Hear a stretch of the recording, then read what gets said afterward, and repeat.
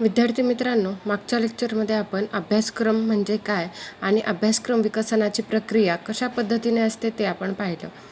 त्यामध्ये आपण समोर जे पाहत आहात, अभ्यासक्रम विकसनाची प्रक्रिया कशा पद्धतीने चालते त्याचं एक आकृती इथे आपल्याला दिलेली आहे. याविषयी आपण समजून घेतलं. आज आपण पाहणार आहोत अभ्यासक्रम विकसन प्रक्रियेची तत्वे. 2 प्रकारची तत्वे आहेत, विशिष्ट तत्वे आणि सामान्य तत्वे. पहिले आपण सामान्य म्हणजेच सर्वसाधारण तत्वे पाहणार आहोत. यामध्ये पहिलं तत्व आहे समर्पकतेचं तत्व. त्यालाच आपण म्हणणार प्रिन्सिपल ऑफ रेलेव्हन्स. अभ्यासक्रम हा उद्दिष्टे, अध्ययन साहित्य, विविध विषय, कार्यनीती, संघटना व मूल्यमापन या आंतरिक घटकांशी समर्पक असावा. तसेच विज्ञान व तंत्रज्ञानाची आवश्यकता, विद्यार्थ्यांच्या गरजा व क्षमता, समाजाच्या गरजा व आवश्यकता या बाह्य घटकांशी सुद्धा अभ्यासक्रम हा समर्पक असावा. समर्पक म्हणजेच अभ्यासक्रम ठरवतानाची जी उद्दिष्टे आहेत किंवा जे काही घटक आहेत, जो विषय आहे, ज्या पद्धतीने अभ्यासक्रमाची कार्यनीती ठरणार आहे, मूल्यमापन होणार आहे, या सर्व घटकाशी अभ्यासक्रम हा समर्पक असला पाहिजे. त्याला विज्ञान, तंत्रज्ञान याची सांगड, विद्यार्थ्यांची गरज काय आहे, क्षमता काय आहे, विद्यार्थ्यांची आवश्यकता या सर्व घटकांशी अभ्यासक्रम हा समर्पक असावा. हे अभ्यासक्रम विकसन प्रक्रियेचे एक तत्व आहे, सामान्य तत्व. म्हणजेच अभ्यासक्रम कसा पाहिजे, समर्पक पाहिजे. त्यालाच प्रिन्सिपल ऑफ रेलेव्हन्स म्हटलेलं आहे. आता याच्यातलंच दुसरं तत्व म्हणजे लवचिकतेचं तत्व. लवचिकता त्याला आपण काय म्हणतो, फ्लेक्झिबिलिटी. म्हणून प्रिन्सिपल ऑफ फ्लेक्झिबिलिटी. काळाप्रमाणे आवश्यकतेनुसार अभ्यासक्रम विकसन व अभ्यास अंमलबजावणीमध्ये लवचिकता असावी व सर्व प्रकारच्या सुधारणा व बदल करता यावेत. पहा विद्यार्थी मित्रांनो, जसा एक ठराविक काळानंतर अभ्यासक्रम हा बदलत असतो, काही वर्षानंतर, 10 वर्षाच्या कालावधीनंतर, तसं अभ्यासक्रम म्हणजे हा लवचिक असला पाहिजे. त्याच्यामध्ये अंमलबजावणीमध्ये लवचिकता असली पाहिजे. सर्व प्रकारच्या सुधारणा व बदल करता आले पाहिजेत. जे अध्ययनार्थी आहेत म्हणजेच विद्यार्थी, त्यांची गरज, समाजाच्या ज्या गरजा आहेत त्या लक्षात घेऊन अभ्यासक्रमामध्ये आपल्याला सहजतेने बदल करता येणं आवश्यक आहे आणि अशी सोय अभ्यासक्रमामध्ये असली पाहिजे. म्हणून हे सर्वसामान्य दुसरं तत्व सांगितलेलं आहे, लवचिकतेचं तत्व. याचंच उदाहरण मी तुम्हाला सांगते. आपलं जे संविधान आहे ते संविधान कसं आहे, खूप लवचिकही नाही आणि खूप असं काही बदल करताच येऊ नयेत इतकं कठोरही नाही आहे. आपण त्यामध्ये बदल करू शकतो, पण खूप सहजतेने नाही. तसंच अभ्यासक्रमामध्ये लवचिकता असली पाहिजे. आपण त्याच्यामध्ये विद्यार्थ्यांची गरज पाहून त्याच्यामध्ये आपण बदल करू शकलो पाहिजे. हे दुसरं तत्व सांगितलेलं आहे. तिसरं तत्व आहे सातत्यतेचं तत्व. त्यालाच आपण म्हणणार प्रिन्सिपल ऑफ कंटिन्युटी. अभ्यासक्रमात प्रतिबिंबित अध्ययन अनुभव टिकाऊ, जीवनाशी निगडीत, विद्यार्थ्याला स्वयंपूर्ण बनवणारे असावेत. त्यामध्ये शिक्षणाच्या सर्व पातळ्यांवर सातत्यता असावी. कोणतीही गोष्ट ही सातत्याने खूप चांगल्या पद्धतीने आपण आत्मसात करत असतो. जे काही विद्यार्थ्यांना शिक्षणातून अनुभव मिळणार आहेत, जे काही शिकायला मिळणार आहे, ते टिकाऊ असलं पाहिजे, त्यांच्या जीवनाशी निगडीत असलं पाहिजे आणि ते विद्यार्थ्याला स्वयंपूर्ण बनवणारं असलं पाहिजे. असं हे तिसरं तत्व आहे. त्यालाच आपण म्हणणार आहोत सातत्यतेचं तत्व, प्रिन्सिपल ऑफ कंटिन्युटी. तर सामान्य तत्वामध्ये चौथा तत्व येतं ते म्हणजे कार्यक्षमतेचं तत्व. त्याला आपण म्हणणार आहोत प्रिन्सिपल ऑफ इफिशियन्सी. अभ्यासक्रम विकसनाला वेळ, खर्च व इतर स्रोत यांचा काळजीपूर्वक, अचूक व पर्याप्त वापर केल्यामुळे अभ्यासक्रम अधिक कार्यक्षम होतो. अभ्यासक्रम विकसन ही जी प्रक्रिया आहे याच्यामध्ये वेळेचा, खर्चाचा आणि इतर जे काही स्रोत आपण अभ्यासक्रम विकसनाच्या प्रक्रियेमध्ये वापरणार आहोत त्याचा म्हणजे बरोबर, अचूक म्हणजे काय, बरोबर, पर्याप्त म्हणजे योग्य तेवढाच जर आपण वापर केला तर हे जे आपला अभ्यासक्रम आहे तो अधिक चांगल्या पद्धतीने कार्यक्षम होऊ शकतो. हे चौथं तत्व आहे, कार्यक्षमतेचं तत्व, सामान्य तत्वांमधलं चौथं तत्व. तर 5वं तत्व ते आहे परिणामकारकतेचे तत्व, म्हणजेच प्रिन्सिपल ऑफ इफेक्टिव्हनेस. अभ्यासक्रम विकसनामध्ये विविध कृती या संख्यात्मक आणि गुणात्मक पातळीवर कोणत्याही प्रकारची तडजोड न करता किंवा अनावश्यक कृती न करता उद्दिष्ट प्राप्तीसाठीच मुख्यत्वे करून केलेल्या असतात आणि त्यामुळे अभ्यासक्रम हा अधिकाधिक परिणामकारक होण्यास मदत होते. परिणामकारकतेचं तत्त्व, इफेक्टिव्हनेस आपण म्हणतो.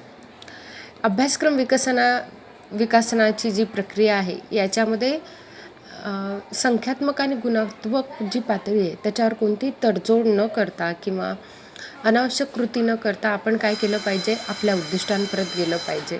त्याचा जो परिणाम आहे, जो अभ्यासक्रम तयार करतानाची जी उद्दिष्ट ठरवली आहेत ती योग्य प्रकारे प्राप्त झाली पाहिजेत. त्यामुळे त्या अभ्यासक्रमाची जी परिणामकारकता आहे ती आपल्याला चांगल्या पद्धतीने दिसून येते. ही आहेत अभ्यासक्रम विकसन प्रक्रियेची सर्वसाधारण तत्त्वे. 5 तत्त्वे आहेत. पहिलं तत्त्व आहे समर्पकतेचं तत्त्व, दुसरं लवचिकतेचं तत्त्व, सातत्यतेचं तत्त्व, चौथं कार्यक्षमतेचं आणि 5वं आहे परिणामकारकतेचं तत्त्व. विद्यार्थी मित्रांनो, तुम्हाला हे सगळं लक्षात आले असेल 5 मुद्दे. आता आपण पाहणार आहोत विशिष्ट तत्त्वे. विशिष्ट तत्वांमध्ये काय काय मुद्दे येतात पाहूयात आपण. विद्यार्थ्यांच्या क्षमता, गरज, आवडीनिवडी आणि विद्यार्थ्यांची प्रगती याच्याशी निगडीत तसंच विद्यार्थी केंद्रित अशा प्रकारे अभ्यासक्रम विकसन असावे व अभ्यासक्रम असावा, हे विशिष्ट तत्त्व आहे. विद्यार्थी मित्रांनो, पहिलेची जी शिक्षण पद्धती होती ती शिक्षक केंद्रित होती आणि आताची जी शिक्षण पद्धती आहे ती विद्यार्थी केंद्रित आहे. म्हणून विद्यार्थी हा केंद्रबिंदू मानून त्या पद्धतीने अभ्यासक्रम हा डेव्हलप केला पाहिजे.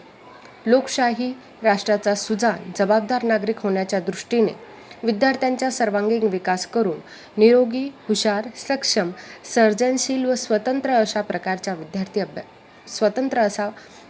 विद्यार्थी अभ्यासक्रमातून घडला पाहिजे.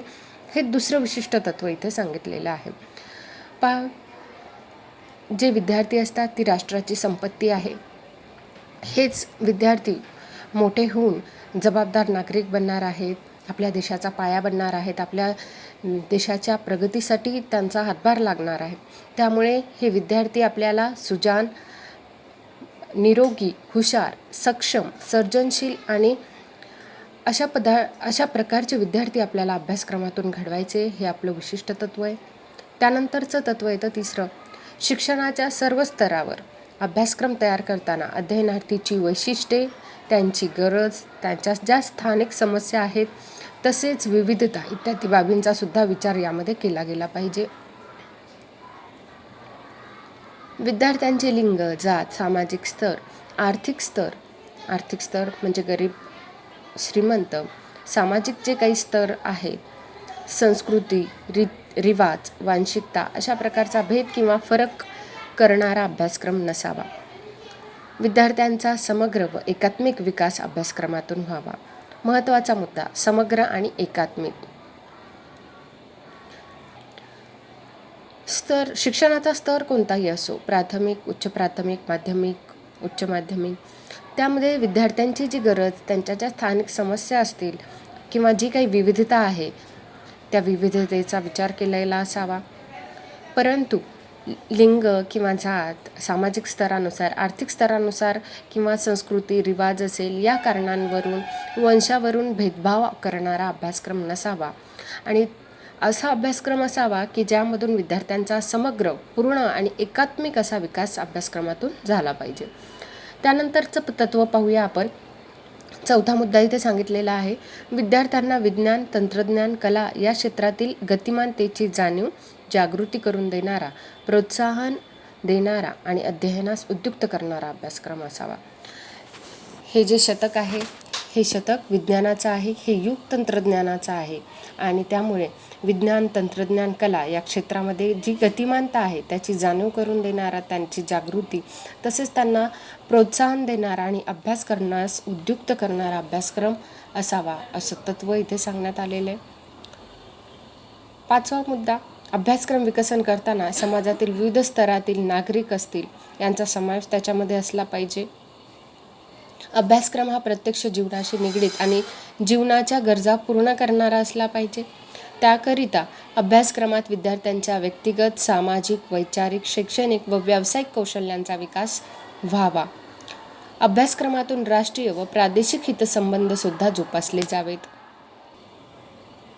अभ्यासक्रमात असा असावा की जे विविध स्तर आहेत त्या सर्व स्तरांचा याच्यामध्ये समावेश झाला पाहिजे.